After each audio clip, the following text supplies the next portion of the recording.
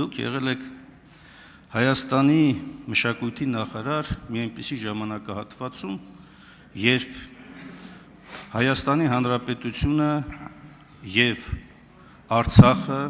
մարտնչում էր իր ազատության համար։ Եվ դուք որպես նախարար եղել եք այն կառավարության կազմում, որը նաեւ ղեկավարել այդ պատերազմը ու շահել է։ Այդ դուք ձեր երեկվա խոսքում գրավոր տեքստում անդրադարձակ հատկապես ինքնություն հասկացությանը։ Խնդրեմ հիմա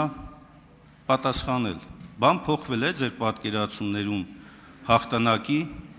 ժամանակահատվածում եւ այս դառը իրավիճակի ժամանակահատվածում։ Առաջին իշխանության անդամ լինելով մինչև այսօր իմ պատկերացումները մեր իրավիճակների մասին չեն փոխվել,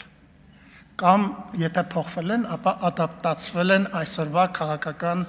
այն իրավիճակին, որի մեջ Հայաստանի Հանրապետությունը հայտնվել է։ Բաժանորդագրվեք Արմատ մեդիայի ալիքներին YouTube-ում, Facebook-ում, Instagram-ում և Telegram-ում։